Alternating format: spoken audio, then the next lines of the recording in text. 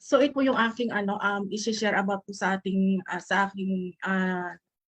naranasan na um, about po sa aking naranasan na karamdaman po dito sa Turkey. Dito po nag-umpisa, doon po sa doon sa una ko pong amo.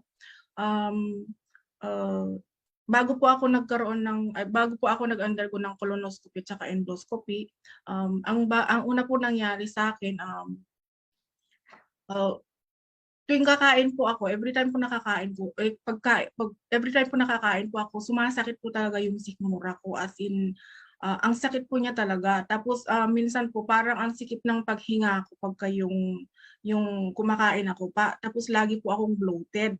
And then po tapos po after po noon na mga ilang siguro ilang buwan na dinadamdam ko yung gano'n na sakit.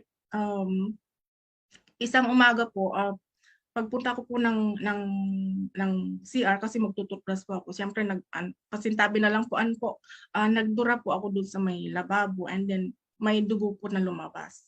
Dugo po talaga yung lumabas. So noong una akala ko po yung gums ko lang po yung yung dumudugo or sa ngipin ko lang po. So hindi ko po yun pinansin.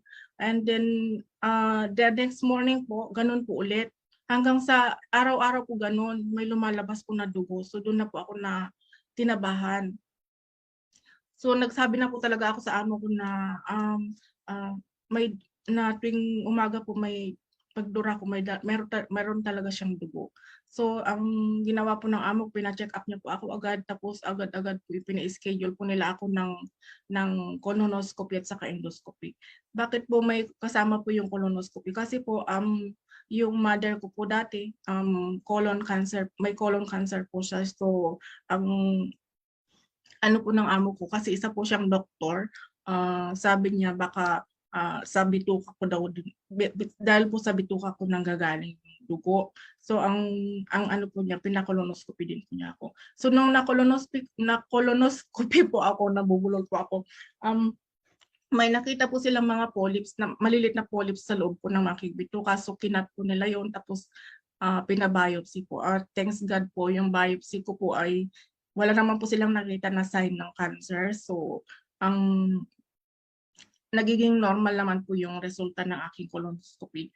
So pero doon po sa endoscopy, nakikita po ninyo dito, meron po siyang dugo. So doon po nanggagaling yung dugo na lumalabas every morning po sa akin. Ito po meron po pala akong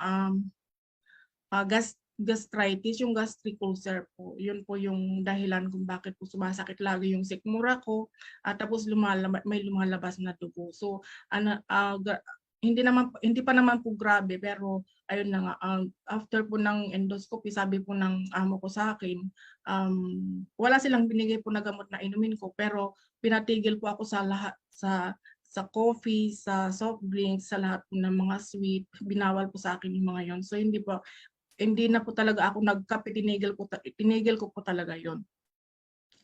So next mentor win. So ayun po,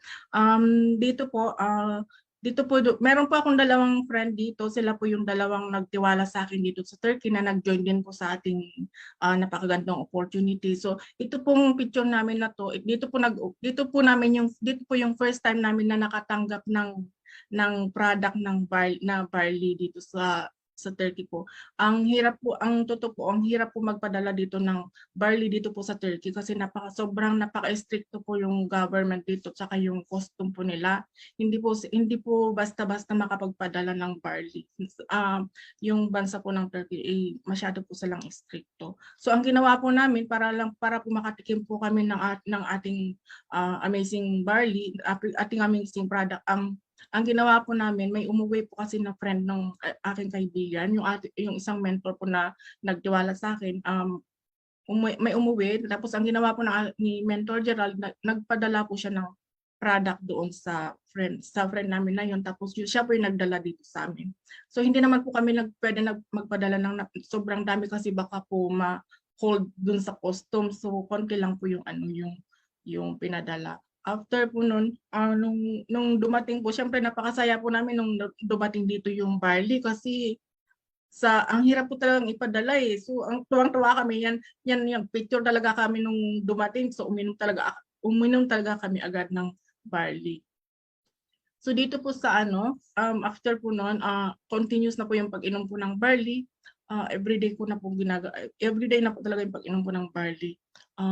And then po yung nangyari po dun sa gastric ko, hindi na po siya, pagkakain na po ako, hindi ko na po nararamdaman yung sakit ng sikmura, hindi na po wala na po akong nararamdaman parang asim na lumalabas dito sa may lalamunan ko. So nawala po yung pagsakit talaga ng sikmura ko. So okay na po siya. Ngayon po, continuous pa rin po yung pag-inom ko ng barley at talagang wala na po siya. Wala na po talaga yung nararamdaman ko pagsakit-sakit po ng sikmura na katulad po ng dati na sobra po talaga yung sakit ng sikmura ko.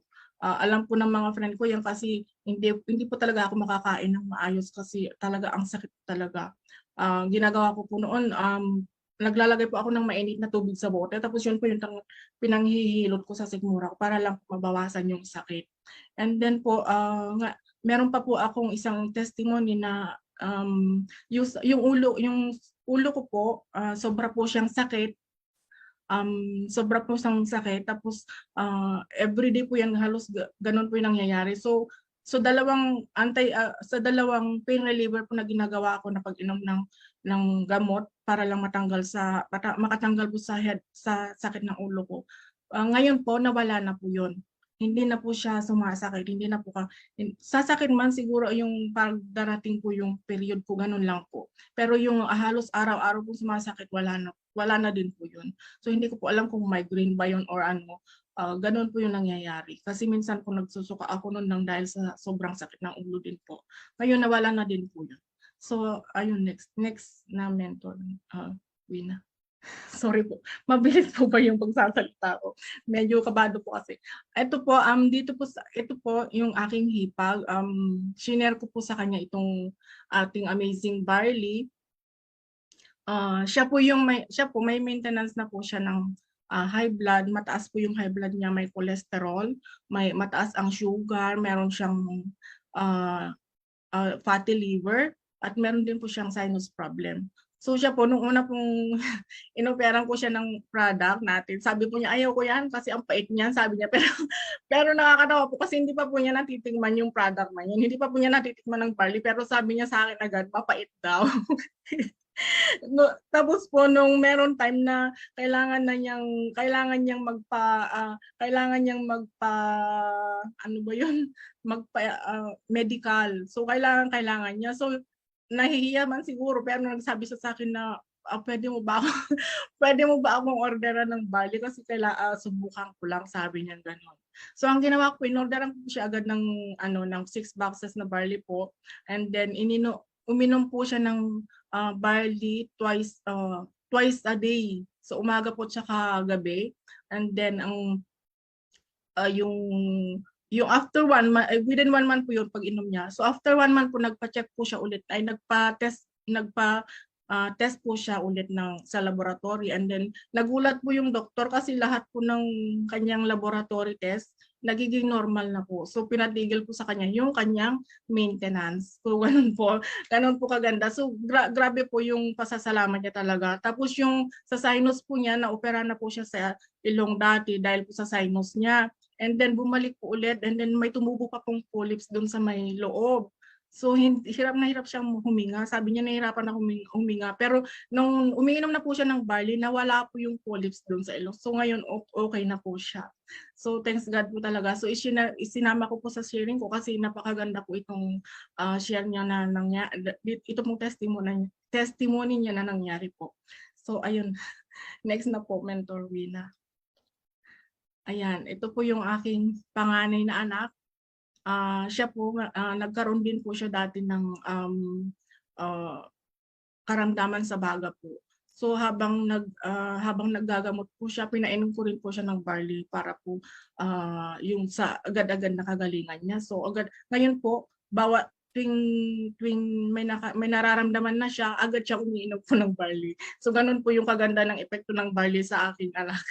So ito po yung isang aking anak na may karamdaman din dati ang aking anak na babae, ba't hindi po nakikita Mentor Rina?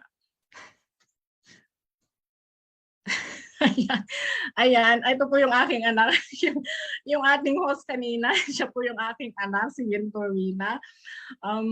Siya po dati mula po nung maliit, sumasakit po yung dalawang pong paa niya. Hindi ko po alam kung sabi po ng mga ng mga matatanda, siguro may arthritis siya or ano, kasi yung lolo ko po gano'n po, may arthritis po siya dati, tapos ay may arthritis po siya, tapos lagi po sumasakit talaga yung paa niya. So yun po yung hinala ko din. So sabi po ng biyenan ko, ipa-check up natin siya, sabi niya, kasi umiiyak po siya lagi pagka sumasakit po. So halos gabi-gabi umiiyak siya dahil sumasakit po talaga yung dalawang paa niya. So ang ginagawa po ng biyenan ko, hinihilot niya ng effervescent oil para lang po mawala yung sakit. Pero nung pinainom ko na po siya ng barley, magmula po nung uminom siya ng barley, tinatanong ko siya kung sumasakit pa ba. Sabi niya, "Hindi na mama, hindi na siya sumasakit." So gano'n po. So ngayon po yung aking anak na babae ay kasama ko na rin po nagse-share ng hope sa ibang tao. So